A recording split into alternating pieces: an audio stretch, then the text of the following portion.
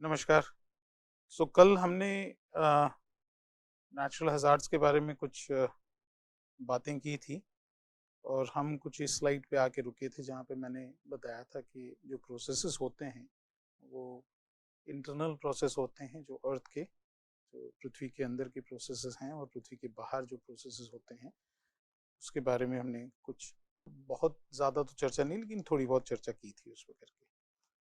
सो हम लोग ज़्यादातर यही प्रोसेसेस के बारे में बात करेंगे, उससे कितना खतरा है हमको उसके बारे में बात करेंगे। और जैसे मैंने कहा था कि हम लोग कुछ पार्ट जो है वो क्लाइमेट का और लैंड यूज किस तरह से किया जाता है और उसका असर, इम्पैक्ट क्या होता है उसके बारे में थोड़ा सा बात करेंगे करके। मेनली हम लोग जो है वो एंडोजेनिक प्रोसेसेस जो इंटरनल प्रोसेस होते हैं और एक्सोजेनिक प्रोसेस जो एक्सटर्नल प्रोसेस होते हैं उस पर बात करेंगे। अब नेचुरल हज़ार्ड इवेंट्स जो रिसेंटली आए हैं, जो अब अभी कुछ ये साल और पिछले साल में जो आए हैं उसका एक हमने लिस्ट बनाया है, तो वो हम आपको दिखाएंगे, लेकिन उसमें हम लोग अभी समय ज़्यादा नहीं लगाएंगे करके आपको दे दिए जाएंगे पीपीटी और उसमें आप उसको देखिए, क्योंकि वीडियोस हैं ज़्यादातर उसमें हमारे जो भी हमने लिए हैं करके, और वो भी काफ़ी सटीक एग्जाम्पल देते हैं और एक उदाहरण देते हैं कि किस तरह से ये चीज़ें अफेक्ट हो रही है। जैसे कि अभी आपका पास ये है कि इसमें हम लोग अगर देखें तो ये कंपैरिजन किया गया है कि पहले क्या था, और ये गूगल इमेज से ही है, और बाद में क्या हुआ आफ्टर द लैंडस्लाइड, मतलब before and after the landslide. तो ये इसमें काफ़ी महत्वपूर्ण है जो कि हम लोग, और ये जो दिखाए गए हैं पीले कलर से जो बक्से बने हैं वो सारे जो हैं वो घर हैं करके। तो इस बारे में भी हम लोग आगे बात करेंगे कि ये क्यों हुआ और इससे क्या बचा जा सकता था, ये खतरे को टाला जा सकता था कि नहीं।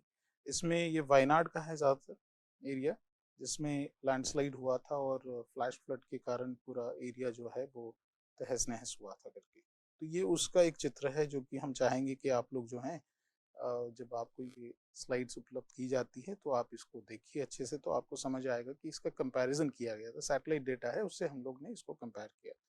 और अमूमन इस तरह की जो स्टडीज़ हैं उसके लिए हम लोग जो हैं वो सैटेलाइट डेटा का इस्तेमाल करते हैं, ताकि हमको पता चले कि कितना एरिया प्रभावित हुआ था उससे, वो इवेंट से करके। तो ये लैंडस्लाइड का है जिसमें पहले का सैटेलाइट चित्र है और बाद का है, तो उसको दिखाया गया और कितने घर इसमें इसकी चपेट में आए थे वो भी दिखाया गया है करके।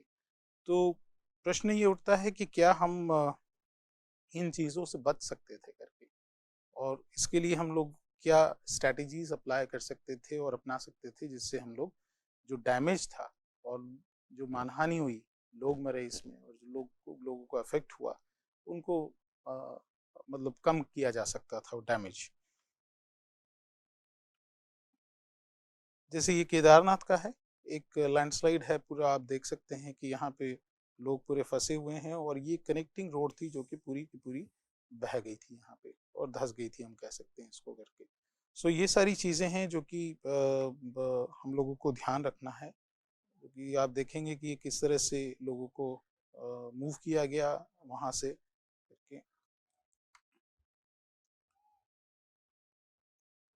और ये है आपका मणिकरण का है, ये सारे हिमाचल प्रदेश के वीडियोस हैं जो कि दिखाते हैं कि इन प्रॉपर कंस्ट्रक्शन, जो हम लोग कहते हैं कि बिना सोचे समझे कंस्ट्रक्शन किया गया कि आगे इस तरह की आपदा, ये फ्लड्स से रिलेटेड है सारा, जो बाढ़ आती हैं और उससे रिलेटेड है। तो आप कहीं ना कहीं इसको देखेंगे, जो कि हम लोग हाईलाइट कर रहा हूँ मैं यहाँ पे, ये जो घर बने हैं ये वाले हिस्से में ये ठीक नहीं है इस तरह से बनाना।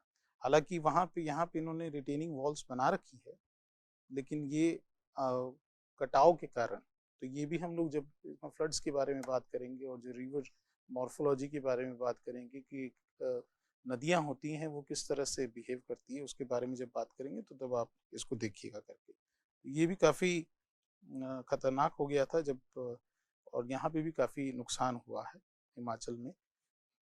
इसी तरह से दूसरा वीडियो अगर हम लोग देखते हैं, ये है हरिद्वार का। अभी मैं वीडियो नहीं प्ले कर रहा हूँ क्योंकि इससे काफ़ी समय चला जाएगा, लेकिन ये एक बिजली घर था और यहाँ पे भी काफ़ी नुकसान हुआ था, जो कि ऊपर से पानी का बहाव ज़्यादा हुआ था। कभी कभी ये होता है कि जिस इलाके में हम लोग रह रहे हैं वहाँ पे वर्षा नहीं होती है ज़्यादा, लेकिन ऊपर से वर्षा होने के कारण वो पानी जो ड्रेनेज बेसिन है जिसको हम लोग कहते हैं उसमें ज़्यादा आता है, और हमारे जहाँ पे भी रिहायशी इलाके हैं नीचे की हिस्से में, नदी की जो ड्रेनेज बेसिन है उसके नीचे के हिस्से में, तो वहाँ पे जिसको हम लोग डाउन स्ट्रीम कहते हैं वहाँ पे ज़्यादा प्रभाव पड़ता है बाढ़ का।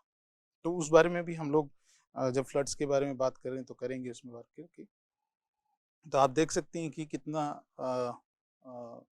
इसमें बहाव था पानी का, और ये जो फ्लड्स हैं ये बहुत ही कम समय में एक्चुअली आ जाते हैं करके, इसका हमें वैक्यूएशन का समय नहीं मिल पाता है इसमें करके। तो ये सारी चीज़ें भी हमको ध्यान में रखना, ये हरिद्वार का उत्तराखंड का है करके, और ये भी आप देख सकते हैं कि क्या था, तो हम लोग इसको आगे बढ़ाते हैं करके। और ये आप लोगों ने भी काफ़ी वीडियोस इस तरह के देखे होंगे, लेकिन एक तरह से ये एक अच्छी बात है। अच्छी बात तो हम कहेंगे कि एविडेंस जो है, जो हमारे पास इसके कह सकते हैं कि जो इवेंट्स हुए हैं उसको कैप्चर किया गया। दुख की बात तो है ही कि ये इससे नुकसान ज़्यादा होता है, लोगों को लोग प्रभावित होते हैं, लेकिन हमें अगर इस तरह की इंफॉर्मेशन हमारे पास है, जो कि हम लोग कहते हैं कि डिजिटल इंफॉर्मेशन, तो वो भविष्य में इसको लेके हम लोग इसका लाभ उठा सकते हैं करके। जापान में हर किसी आपदा जो आती है या तो जो इवेंट होता है इस तरह का, लोग जो हैं तुरंत उसको रिकॉर्ड करते हैं करके। तो वो चीज़ें जो हैं वो एक सॉर्ट ऑफ एन लाइब्रेरी बन जाती है आपके लिए, जो फ्यूचर में आप लोग उससे उसको लेके आप एनालिसिस कर सकते हो, और आप ये भी कर सकते हो कि ये इलाके में इतनी बाढ़ आई थी या तो ये इलाका इतना प्रभावित हुआ था।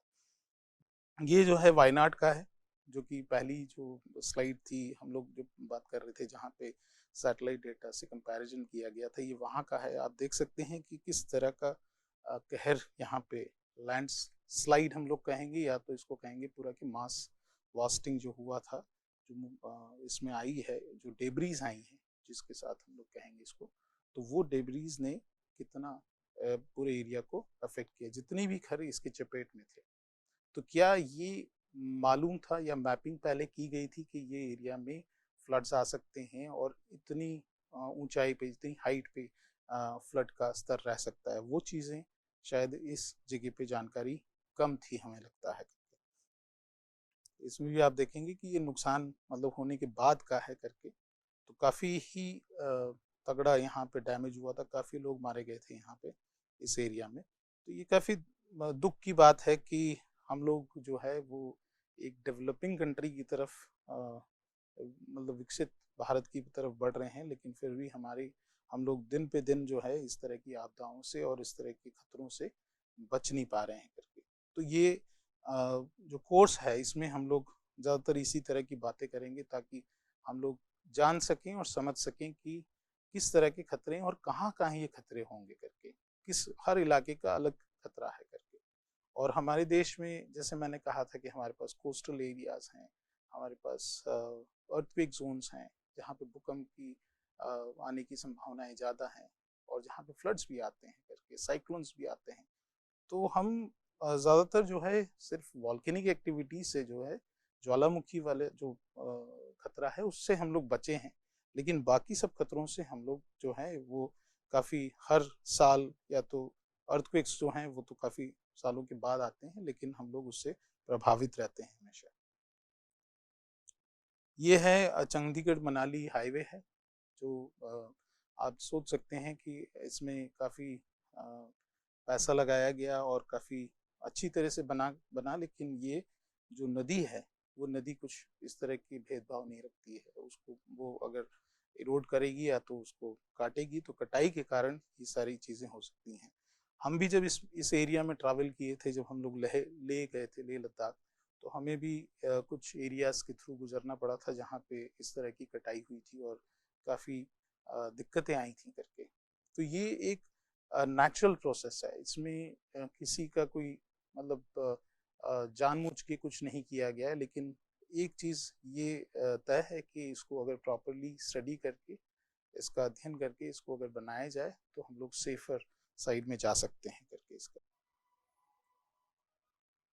हम आगे बढ़ते हैं इसमें। ये वीडियोस मैंने जैसे कहा आपको कि आप देख लीजिएगा इसको बाद में, जब आपके पास ये हम लोग भेजते हैं। ये भी उसी एरिया का है जहाँ पे पूरी कुल्लू मनाली हाईवे है, नेशनल हाईवे।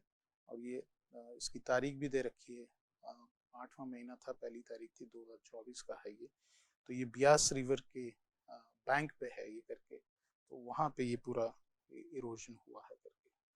और आप देख सकते हैं कि कितना, तो हमने कुछ वीडियोस जो हैं वो डेफिनेटली हमने इंटरनेट से ही लिए हैं करके, लेकिन हमने कोशिश की कि ये जानकारी आप लोगों के पास भी होनी चाहिए। हालांकि बहुत लोगों ने, जैसे मैंने कहा, कि देखे होंगे इस तरह के वीडियोस, लेकिन ये कुछ हम लोग इस बारे में बात करें। ये भी मनाली का है जहाँ पे काफ़ी सेडिमेंट्स जो हैं, बेड लोड हम लोग कहते हैं इसको, काफ़ी कोर्स बेड लोड जो है वो ट्रांसपोर्ट हुआ इस बार, और इसके वजह से काफ़ी एरियाज को अफेक्ट किया और नुकसान भी हुआ वहाँ पे करके। ये भी पूरा की पूरा आपका ब्रिज है वो पूरा धुल गया था इसमें करके। और ये जैसे मैंने एक स्लाइड में मुझे बता रहा था कि जो हमारा कंस्ट्रक्शन स्टाइल है, जो पर्वतीय इलाके में, हिमालयाज में है, या तो और भी कोई भी जो माउंटेनियस एरियाज हैं, हिली टेरेन है, वहाँ पे जो किया जाता है, ज़मीन कम होने के कारण, क्योंकि फ्लैट एरियाज हमको कम मिलते हैं, तो कंस्ट्रक्शन इस तरह से किया जाता है। लेकिन ध्यान ये रखना है कि अगर कटाई हुई, नदी ने कटाई की, तो क्या इफेक्ट होगा उसका उन घरों पे। तो वो चीज़ें, और काफ़ी सालों से ये देखा गया है उत्तराखंड में और हिमाचल में, जब भी बाढ़ आई है तो काफ़ी जो नीचे स्तर के जो मतलब लेवल्स के जो एरियाज थे, वहाँ पे काफ़ी उसको अफेक्ट किया है और काफ़ी घर ढह गए थे उसमें।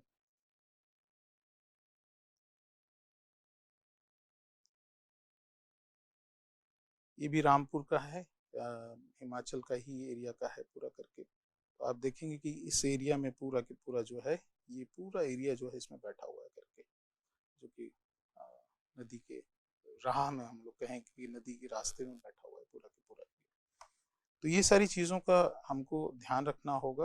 अभी हम लोग जस्ट एक ब्रीफली हम लोग टच कर रहे हैं इन चीज़ों को, लेकिन बाद में ये रास्ते से हम लोग गुजरे हुए हैं, ये हमने देखा है करके। तो ये काफ़ी एरिया जो था इसको अफेक्ट किया था करके।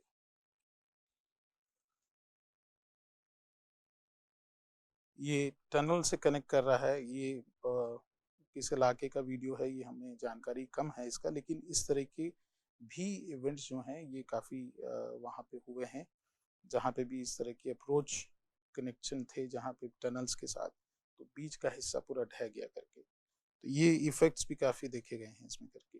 अब आते हैं कि जो हमारा जो अर्थ जो एक सिस्टम की तरह काम करता है करके, जिसमें हम लोग की बात होती है, हम लोगों ने जो बात की कि इंटरनल एंड एक्सटर्नल प्रोसेसेस जो है, अब उसके बारे में बात करते हैं। और ये सिस्टम पूरा जो है वो किस तरह से एक्ट करता है और एक दूसरे को कैसे अफेक्ट करता है करके, वो हम लोग बात करेंगे। बेसिकली हम लोग कहते हैं कि इंटरलिंकिंग, कि क्या कैसे रिलेट है एक दूसरे से करके। तो ये जो है हम लोग बात करेंगे इसमें प्लेट मूवमेंट्स की, जो कि मैंने पहले आपसे पिछले लेक्चर में कहा था कि हम लोग प्लेट टेक्टोनिक्स, ये एक वर्ड है जो कि हम लोग अर्थ साइंसेस में यूज़ करते हैं। तो प्लेट्स जो हैं, जो हमारा इंडियन सब कॉन्टिनेंट है वो अपने आप में एक प्लेट है करके। इस तरह की तमाम विभिन्न प्लेट्स हैं जो कि अपने एक पर्टिकुलर डायरेक्शन में चलती हैं, और इसका एक पर्टिकुलर मूवमेंट है करके, मतलब कहते हैं हम लोग वेलोसिटी है इसकी करके। और ये किस तरह से हिमालय की श्रृंखलाएं बनी, और जो हम लोग अभी देख रहे हैं, क्या हमारे पास ये क्लाइमेट पहले था कि नहीं था, कब मानसून आए, क्योंकि हिमालयाज को कहा जाता है, बेसिक हम लोग जब स्कूल में थे तो पढ़ा करते थे कि भाई हिमालयाज जो है वो रिस्पॉन्सिबल है हमारे मानसून के लिए, वर्षा के लिए।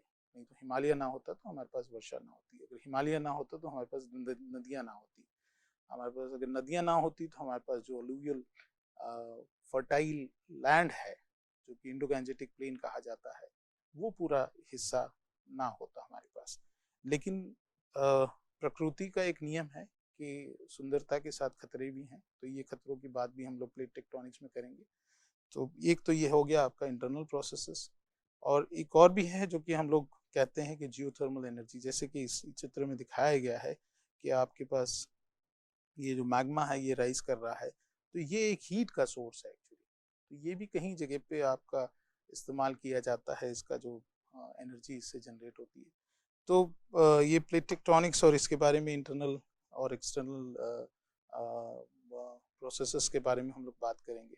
अब आते हैं एक्सटर्नल प्रोसेसेस के बारे में, जो कि हम लोग कहते हैं इसको एक्सोजेनिक प्रोसेसेस। तो उसके बारे में थोड़ा सा बात करते हैं, और earth as a system overall कैसे एक्ट करता है और कैसे कनेक्शंस हैं उसके दूसरे छोटे विभिन्न सिस्टम्स के साथ करके। तो ये फॉर एग्जांपल एक हाइड्रोलॉजिकल साइकिल है। एक हम लोग जो बोलते थे कि भाई वर्षा का पूरा जो वो है वो हाइड्रोलॉजिकल साइकिल कैसे होता है करके। तो ये जो सनलाइट है, रेडिएशन है, वो बहुत इम्पोर्टेंट है। सो वो पानी जहाँ पे भी है धरती पे उसको इवेपोरेट करता है, और वो कहाँ से आएगा, या तो आपके पास नदियों में पानी है, या तो लेक में है, या तो सॉइल में कुछ मॉइस्चर है, तो वो इवेपोरेट करके आपके जो है कंडेंसेशन और बादल बनते हैं। और इवन पौधों से ट्रांसपिरेशन जो प्रोसेस है उससे भी कुछ पानी इकट्ठा होता है, और फाइनली आपके पास जो वर्षा का जो रेन है वो होता है करके। तो ये कंप्लीट साइकिल है, और ये चलता रहता है हमेशा। लेकिन रेडिएशन जो है वो हमारे लिए बहुत जरूरी है, जो सन से आता है, हमारे पास सूर्य से आता है। सो सिस्टम कंसेप्ट जो है उसके बारे में अगर हम लोग बात करते हैं, तो हमारे पास तीन तरह की सिस्टम्स की बात होती है। एक तो होता है आइसोलेटेड सिस्टम, दूसरा होता है क्लोज सिस्टम, और तीसरा होता है आपका ओपन सिस्टम। तो इसमें से कौन सा वाला जो है वो अर्थ सिस्टम को दर्शाता है करके, तो उस बारे में हम लोग थोड़ा सा बात करेंगे करके। क्या हमारी अर्थ जो है वो कम्प्लीटली आइसोलेटेड सिस्टम में काम करती है, या तो क्लोज सिस्टम है, या तो ओपन सिस्टम है। तो इस बारे में हम लोग बात करेंगे। और इसमें बेसिकली जो है ये सिस्टम्स जो है आइसोलेटेड, क्लोज और ओपन जो है, इसमें देखा गया है कि भी आपका मटेरियल और एनर्जी कैसे एक्सचेंज की जाती है। तो ये एक्सचेंज की बेसिस पे इसको क्लोज सिस्टम कहा गया। क्लोज सिस्टम होगा जैसे कि वो कुछ भी आपके साथ वो सॉरी आइसोलेटेड जो है वो कुछ भी शेयर नहीं करेगा करके, वो आपका जो भी आएगा वो वापस चला जाएगा, एनर्जी उसमें एब्सॉर्ब नहीं करेगा। क्लोज जो है वो रहता है, लेकिन उसमें मैटर नहीं आता है कुछ भी, लेकिन आपका जो एनर्जी है वो आपका वो करेगी। तो क्लोज सिस्टम जो है वो ज़्यादातर हम लोग जब बात करते हैं ग्रीन हाउस इफेक्ट की, तो ये वो दर्शाता है करके। और ओपन सिस्टम है जिसमें मैटर और गैसेस यानी एनर्जी दोनों ही एक्सचेंज होती है करके। तो आगे बढ़ते हैं इसमें। तो सिस्टम कंसेप्ट में और देखेंगे हम लोग कि आइसोलेटेड सिस्टम अगर लेते हैं, तो आइसोलेटेड सिस्टम क्या है? A system in any portion of the universe that can be isolated from the rest of the universe. मतलब ये टोटली अलग रहते हैं, दोनों से एक दूसरे से मिलते नहीं है। And for observing and measuring changes, the simplest kind to understand is an isolated system. The boundary completely prevents the exchange of either matter or energy. मतलब इसमें ऊर्जा भी एक्सचेंज नहीं होती है, कोई मटेरियल भी एक्सचेंज नहीं होता, कोई मैटर एक्सचेंज नहीं करता ये एक दूसरे से। तो इसको कहते हैं हम लोग आइसोलेटेड सिस्टम। अब आते हैं क्लोज सिस्टम पे। जैसे मैंने कुछ बताया आपका, क्लोज सिस्टम है the nearest thing to an isolated system in the real world is a close system. इसमें सिर्फ आपका एक्सचेंज जो होगा वो एनर्जी होगा, मैटर नहीं होगा इसमें करके। तो ये बिल्कुल मतलब एक क्लोज सिस्टम है, लेकिन एनर्जी इसमें आपका ट्रांसफर होगा। तो इसीलिए कहते हैं कि जो फॉर एग्जांपल अगर आप इसको ध्यान से देखें, तो ये बीकर के ऊपर एक आपका ग्लास प्लेट लगी हुई है जो कि ट्रांसपेरेंट है। तो इसी तरह से हमारा एटमॉस्फेयर है जो कि, तो एटमॉस्फेयर भी एक ट्रांसपेरेंट है जिसमें हम लोग एनर्जी एक्सचेंज होती है। और ये दिखाया गया कि सूरज है आपका, और यहाँ से आपका एनर्जी आई और फिर एक्सचेंज हुई आपकी एनर्जी। तो ये एक क्लोज सिस्टम दर्शाती है करके आप। लेकिन फिर भी सवाल है कि क्या ये अर्थ जो है हमारा, जो पृथ्वी है, ये एक क्लोज सिस्टम है या एक ओपन सिस्टम है? इस पे बारे अब अभी आगे आपको हम लोग जानकारी देंगे इसकी। तो आइसोलेटेड सिस्टम हो गया, क्लोज सिस्टम हो गया। अब मैं इससे पहले कि थोड़ा सा रेडिएशन के बारे में बात कर लेते हैं। तो रेडिएशन जो है हमारा, ये इलेक्ट्रोमैग्नेटिक रेडिएशन जो है ये काफ़ी डिफरेंट वेवलेंथ्स जो है हमारी उसमें बटा हुआ है, जिसमें शॉर्ट वेव आपका इलेक्ट्रोमैग्नेटिक वेव्स हैं, और लॉन्ग लॉन्ग वेव्स आपका है। इसका जो एम्पलीट्यूड है वो करके। तो इसी तरह से गामा, एक्सरे, वायलेट रेज है, इंफ्रारेड है, माइक्रोवेव रडार रडार है, फिर आपका जो है वो टीवी और रेडियो वेव्स की तरफ जाता है करके। सो ये जो है ये रेंज है जो कि हम लोगों को ये जो आती हैं सूर्य से और सन से जो आती है, तो वो अर्थ को भी वार्म करती है और एक्सचेंज भी होता है उसमें करके। सो फॉर एग्जांपल हम लोग लेते हैं करके, तो ये एक थोड़ा सा आपके लिए मैंने उसको बनाया है जिसमें काफ़ी डिटेल्स भी हैं, और भी जैसे हमने वेवलेंथ क्या है और ये माइक्रोमीटर में और नैनोमीटर में किस तरह से मेजर की जाती है, और ये पूरा हमने इसमें बताया है यहाँ पे नीचे। और विजिबल लाइट का जो है वो स्पैन क्या है उसका, ये 0.4 से 0.7 तो माइक्रोमीटर में है, तो ये विजिबल लाइट का जो स्पैन है वो वेवलेंथ में दिया गया है। तो ये आपके लिए एक आसान होगा जब आप अगर चाहेंगे कि इलेक्ट्रोमैग्नेटिक रेडिएशन का जो स्पेक्ट्रम है पूरा वो कैसे है, क्या है उसमें, तो ये पूरा आइडिया है। जैसे ऊपर आपको गामा रेज का भी है और अल्ट्रावायलेट रेडिएशन का भी है करके। अब आगे बढ़ते हैं। जैसे मैंने कहा कि जो हमारा जो इलेक्ट्रोमैग्नेटिक वेव्स हैं, स्पेक्ट्रम है, उसमें शॉर्ट वेव और लॉन्ग वेव दोनों ही रहता है करके। तो जो आती हैं वेव्स सन से जो हैं वो ट्रांसमिट होके और धरती पे आती हैं एटमॉस्फेयर के थ्रू, एक्चुअली उससे पार होके आती हैं करके। लेकिन सारी की सारी रेज जो हैं वो हमारी, और ये रेडिएशन है वो सारा की सारा धरती पे नहीं आता, कुछ वापस चला जाता है करके, उसको कहते हैं रिफ्लेक्शन जो है उससे करते हैं। तो incoming radiation from sun, short wave radiation, visible and आपका अल्ट्रावायलेट रेडिएशन है। अगर बाकी रेज आना शुरू हुई तो आप जान सकते हैं कितना खतरा होगा करके। तो एटमॉस्फेयर जो हमारा है वो काफी हद तक उसको फिल्टर करके देता है हमको करके। ये बात बहुत मतलब बेसिक है, और इसमें स्कूल में भी हम लोग इसको जानते हैं। जहाँ पे एरियाज जो हैं, कभी कभी हम लोग कहते हैं कि हमारे देश में पोल्यूशन बहुत ज़्यादा है ना, तो वो पोल्यूशन भी कभी कभी अच्छा है करके एक तरह से, मतलब हम ये कहेंगे। ऑफ कोर्स प्रदूषण तो अच्छी बात नहीं है, लेकिन जो सनरेज हैं हमारे यहाँ पे जो है वो काफ़ी कुछ छट के आती है हमारे पास, डायरेक्ट सनरेज नहीं है करके। इसीलिए अगर विदेश में जाओगे तो काफ़ी तीखी आपको इसकी जो सनरेज हैं वो मिलेगी। सूर्य की किरणें हैं जो काफ़ी तेज़ होती है, वहाँ पे चुभन वाली होती है। अब यहाँ पे जो आउटगोइंग रेडिएशन है अर्थ से जो है, मतलब एक तो रेडिएशन आया और वापस भी गया, जो अर्थ भी कुछ वापस भेजती है, वो है हमारा लॉन्ग वेव रेडिएशन का। सो ये एक दिमाग में रहेगा, हम लोग रखेंगे कि शॉर्ट वेव रेडिएशन जो है इनकमिंग रेडिएशन है, और लॉन्ग वेव रेडिएशन है वो आउटगोइंग रेडिएशन है करके। और इसी के ऊपर जो है पूरा आपका जो ग्रीन हाउस इफेक्ट हम लोग बात करते हैं वो है करके। तो सन से जो है आपका शॉर्ट वेव्स आई आपके पास, ठीक है।